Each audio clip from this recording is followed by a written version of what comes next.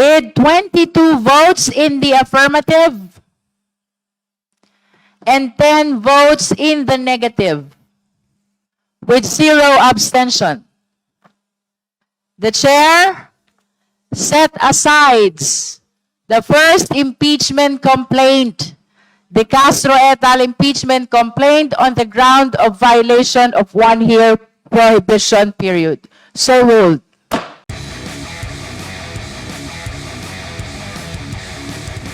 I just wanted to raise a point of clarification.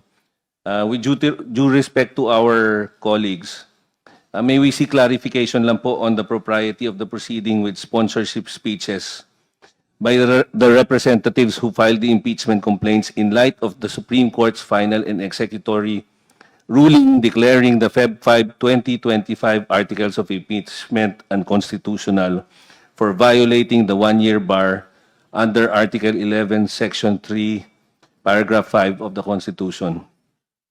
Given that the Supreme Court has already affirmed with finality that no new impeachment complaint may be commenced earlier than Feb 6, 2026, reckoning from Feb 5, 2025 as the operative date, and considering that there are 2 complaints, one na lang, were filed on Feb 2, 2026, it would appear that the constitutional 1-year prohibition may still be subsisting.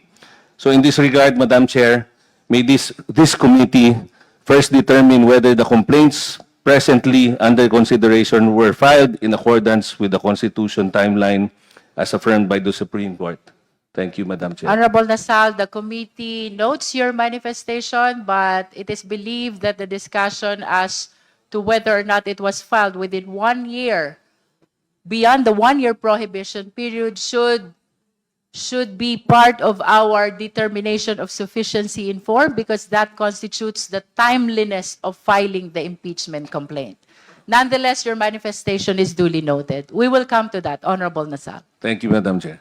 It should be part of the consideration in determining form, Madam Chair, kung timely nga ba yung pag-file ng isang impeachment complaint. Because it would be useless for us to consider any impeachment complaint that was filed within the 1-year bar period, Madam Chair. And I think it is important that we determine it together with the other formal requirements of the impeachment complaint na dapat nga may, kung ako nga lang ang masunod, dapat part of the verification should include a statement that this complaint was filed na outside of the 1-year bar rule, if there is any. Because it would be, again, useless for us to determine the validity of the form if we know for a fact that it was filed well within the 1-year bar rule, Madam Chair.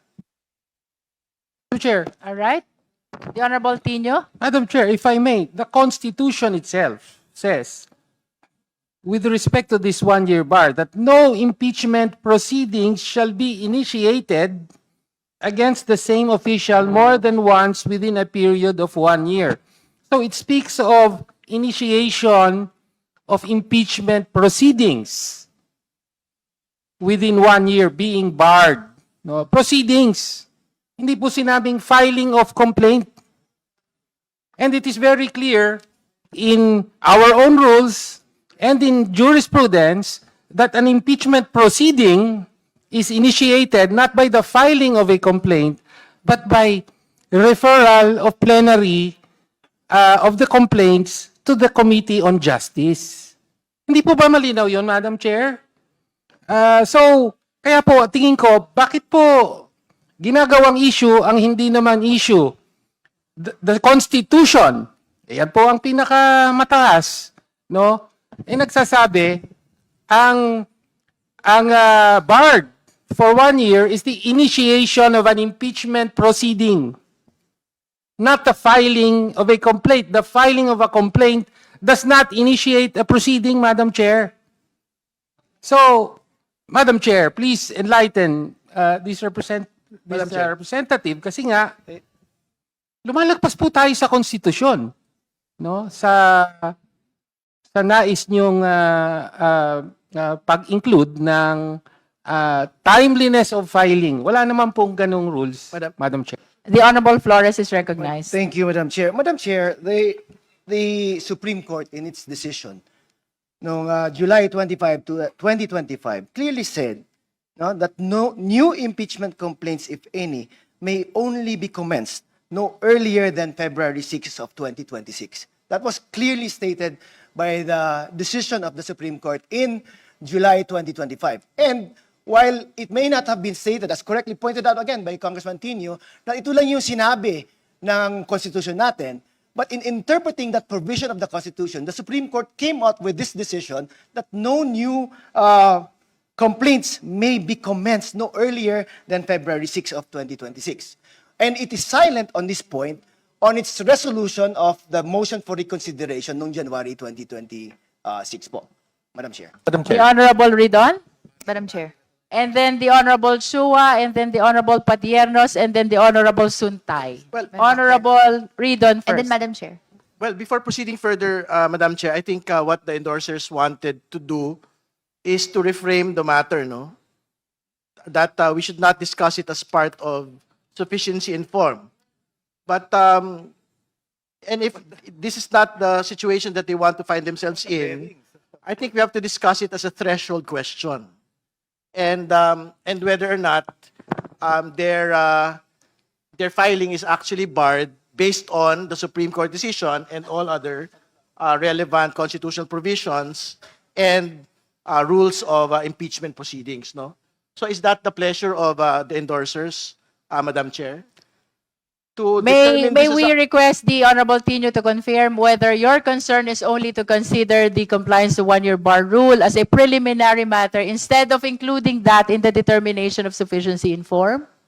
My position, Madam Chair, is that the question of timeliness is not relevant at all to these proceedings because the initiation of the impeachment proceeding is well after the so-called one-year bar. Nonetheless- Based not on the original decision of Duterte versus House of Representatives, but on the ruling on the motion for reconsideration. No? So, and Madam Chair, perhaps I will. Just for clarity, Honorable Opo, Tino, opo, would you Madam like Chair. to discuss the one-year prohibition period prior to our determination of sufficiency in form? Oo. Is that your pleasure? Sabi ko nga, Madam Chair, na-anticipate ko na merong tutulad sa yumaong si Congressman Edsel Lagman, and they will raise a prejudicial question before the actual deliberation on Madam sufficiency in form. No, I do not. I am not. So what is the pleasure of Moving the for that. Honorable Tino? Okay. I am merely actually, okay, if I may, Because I there would is- like to raise a point of order. Therefore, that deliberations on so-called timeliness of filing is not within the scope of this stage of the impeachment proceedings. No, because we are, as the chair mentioned herself, in the period of determination of sufficiency in form, and as our rules very clearly state, no, that consists of determining whether or not there is a verified complaint and whether or not this is duly endorsed by a member of the What House. actually is the point of order of the Honorable Tino? Is it your intention that to actually set aside the discussion of one-year bar rule in Yes, relation Madam to Chair. your complaint? Yes, Madam Chair. Madam Chair. Madam Chair. Madam Chair. The Honorable Chua first and then the Honorable Flores. Yeah, if I remember it correctly, the Honorable Tino manifested a while ago that he wanted to be clarified with respect to the word initiated. Tama po ba? Yes. Now, let me just clarify it. Let me walk you through the case of Supreme Francisco versus the House of Representatives. Your Honor, Madam Chair, in that case, the Honorable Court states that the impeachment proceeding are initiated upon filing of the complaint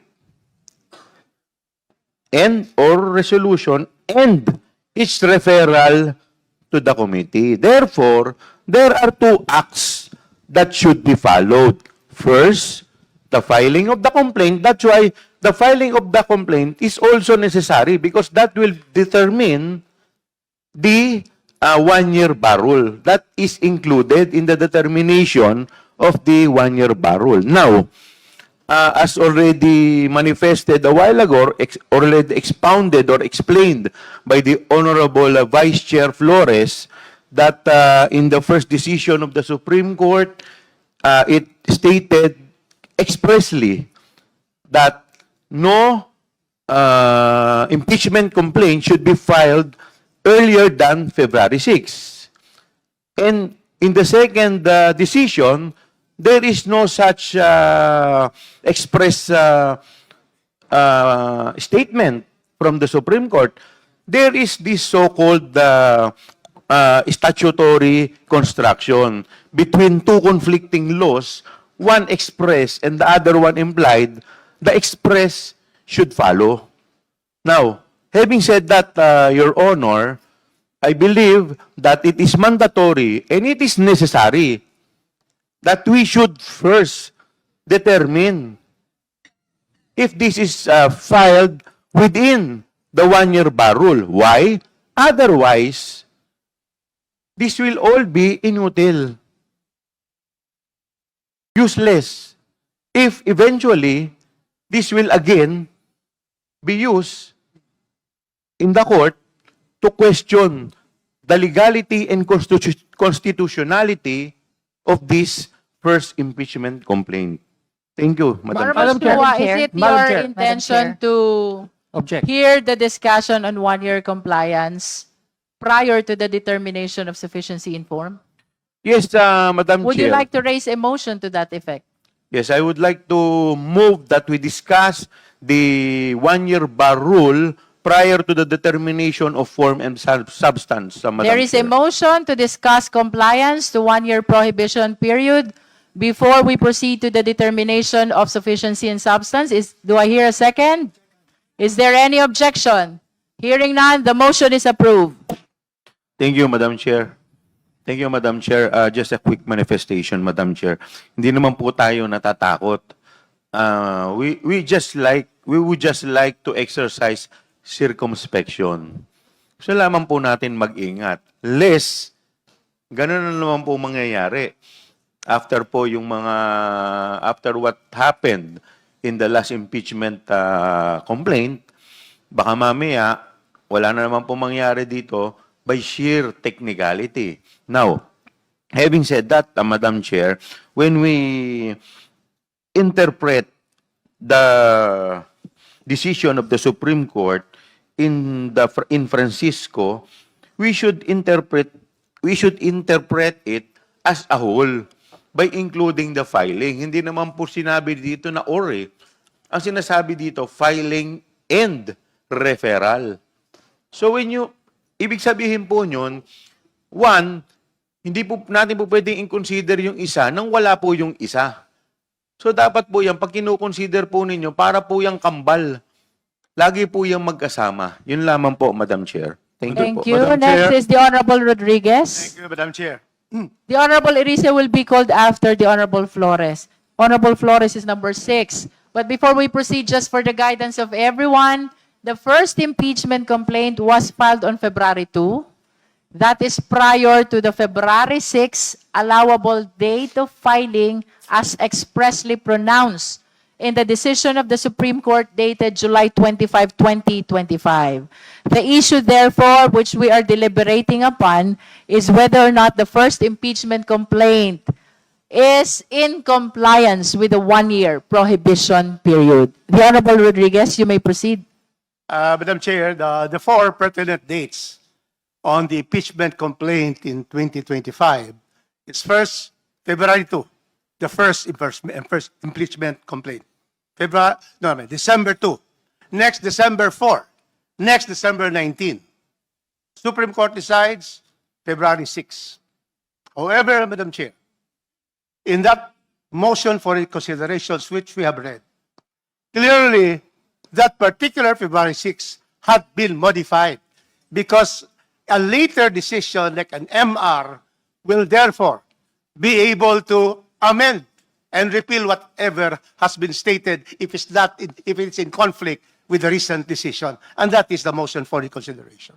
And therefore, in this case, having read the decision and stated by the Honorable Rene Co, that there was a problem in the 19th Congress because there was no referral and the following of the constitutional provisions and the cases and the case of Francisco versus House of Representatives. And so therefore, in that particular case, the Supreme Court in fact said that the impeachment, the dates that are in the Constitution should not be session days, but calendar days. Well, in that case, Madam Chair, it is also an overreach. Because by December 19, we're having a break. So we are right, the leadership is right now, considering that we should only count session days. We will not be calendar. Otherwise, if that was the case, then we will therefore there's no more chance to be able to refer that. But the situation is, I may not agree with January 15, but if you will compute when you resume, considering that there will be 10 days, then the period will end in the last week of January if we count on calendar, on session days. Therefore, the filing on February 2 is within the time after the 1-year bar. So it has elapsed either February 15 or January 30. February 2 is therefore a correct timing to file the decision, to file the complaint. Therefore, on the issue of threshold, Congressman Ridon is correct. This is a threshold issue because the Constitution and the jurisprudence on Francisco is written in our rules because that is the Constitution, the highest fundamental law of the land and the highest court. And so therefore, Madam Chair, clearly the February 2 filing is within the constitutional provisions. Thank you, Madam Chair. Thank you, Honorable Rodriguez. Next in line is the Honorable Suntay. Thank you, Madam Chair. Well, I would like to agree with the opinion of my esteemed colleagues, Congressman Chua, and our Vice Chair, Congressman Flores. Initiation and commencement are two distinct things. An impeachment complaint is commenced by the filing of the complaint. Kung wala yung complaint, there is nothing to commence.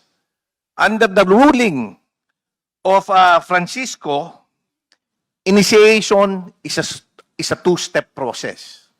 First, the filing, and then the referral to the Committee on Justice.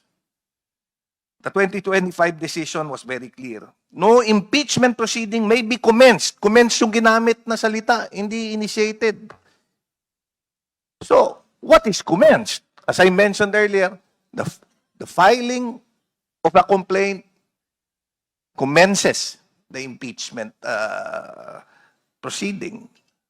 So, very clear then that no impeachment proceeding may be commenced prior to Feb 6. Meaning to say, yung Feb 2 was clearly filed out of within the 1-year bar period. Now, assuming na hindi natin kinukonsider yung 26. Kasi alam mo, yung 25 ruling was very specific. Yung 26 ruling was silent on this matter. So, as we all know, ang controlling dyan is yung specific. If there was a specific date na binigay. Now, assuming na yung initiation yung pinagbabasihan natin, shouldn't the two-step process also be within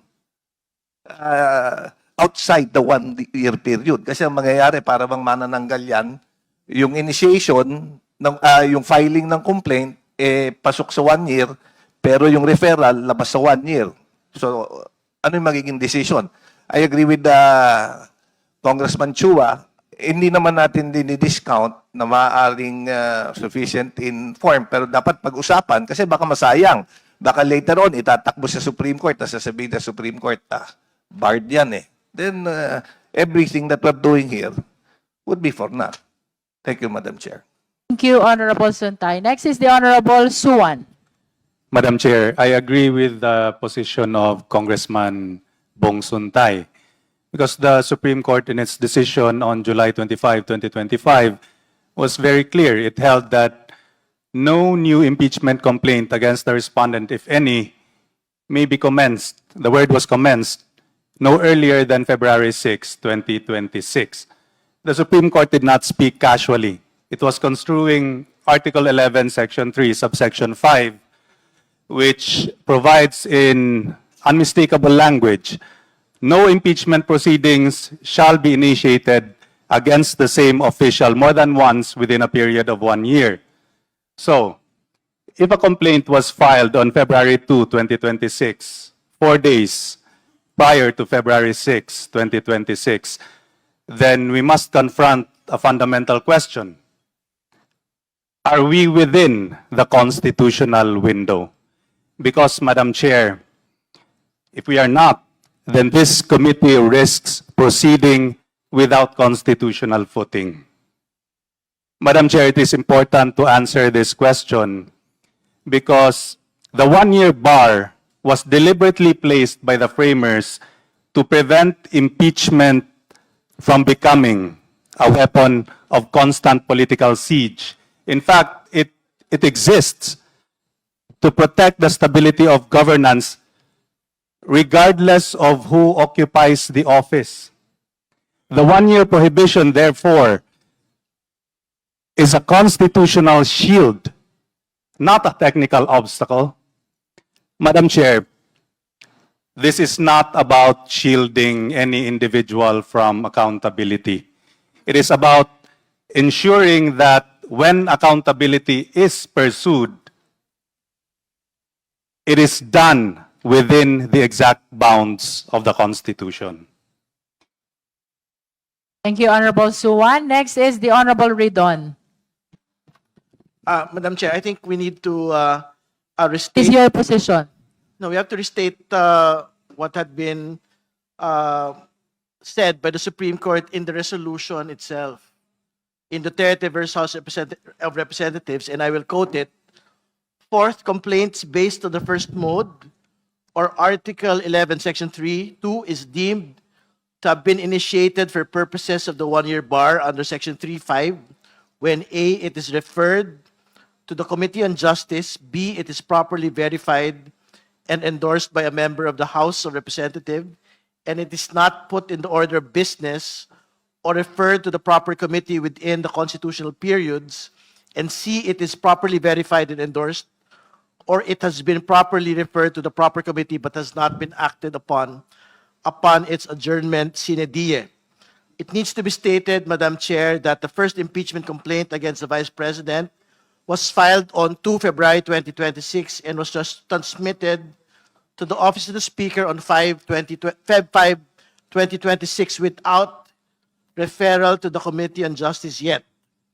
The referral to the committee was done on 23 Feb 2026, and as such, the first impeachment complaint against the Vice President should not technically be precluded by the one-year bar, as it was filed only prior to 6 Feb 2026 and not initiated prior thereto. And more importantly, an argument may be made that because of the Supreme Court resolution, the amendment of the definition of the term session days had basically redefined the periods for initiation, Madam Chair. But frankly, the committee will have to contend with the question on what the Supreme Court decision actually stated expressly, which was no impeachment complaints may be referred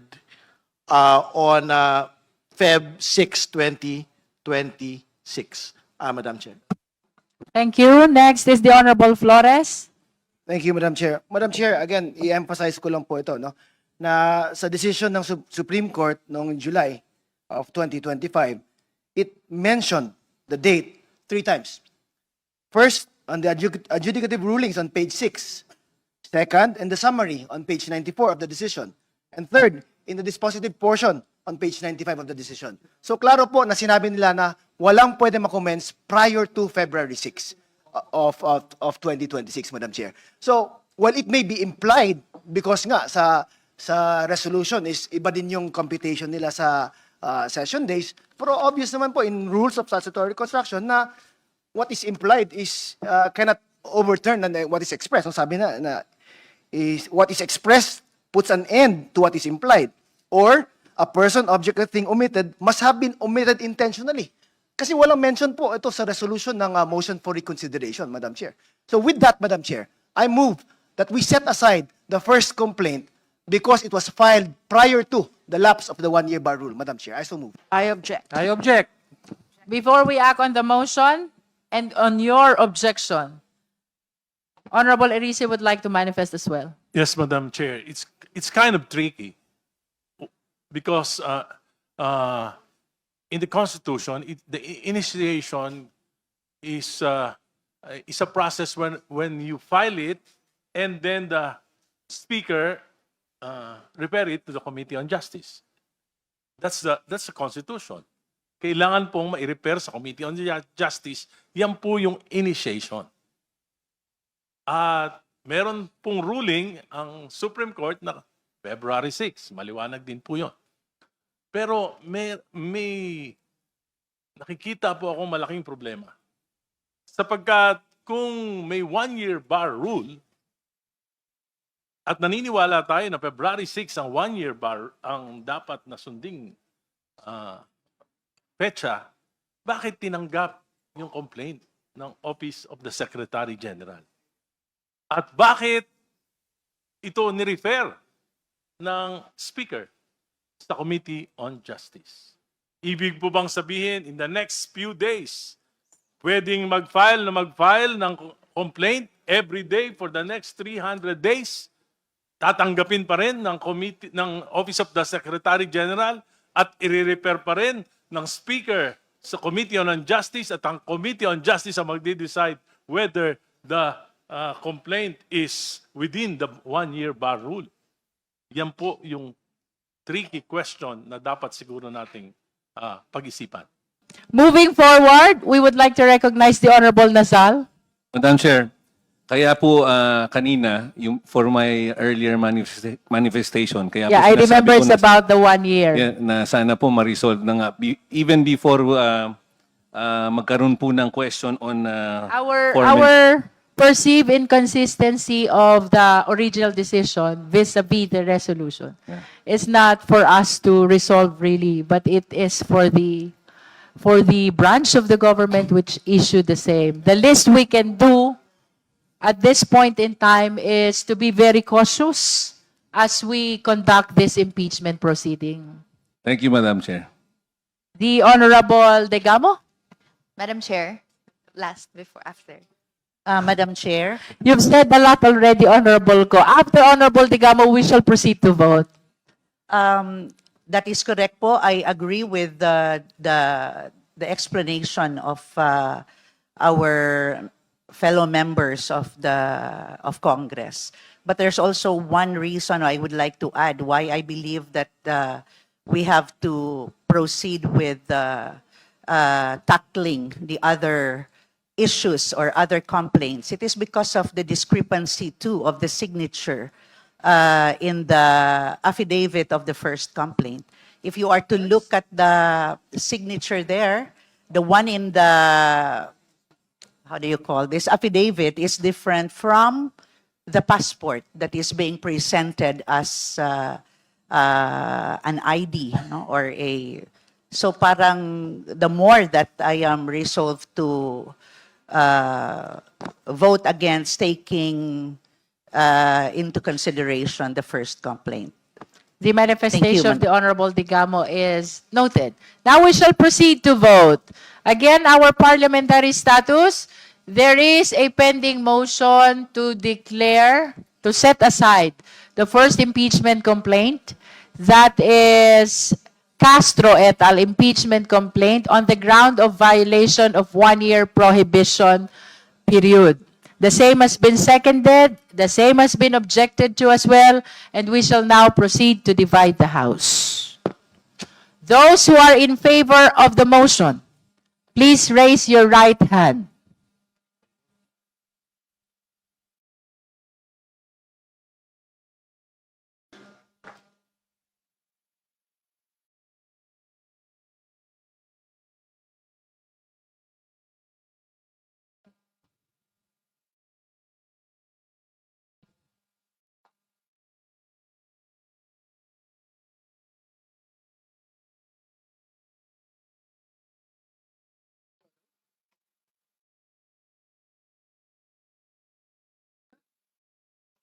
You may now put down your hands. Those who are not in favor of the motion, please raise your right hand.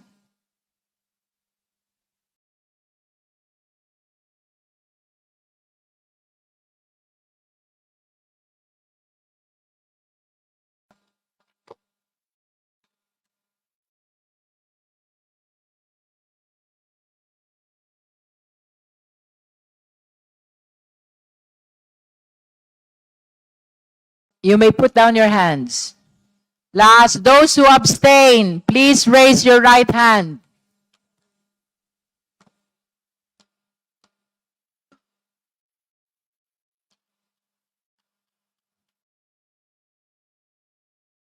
Secretariat, the result of the voting, please.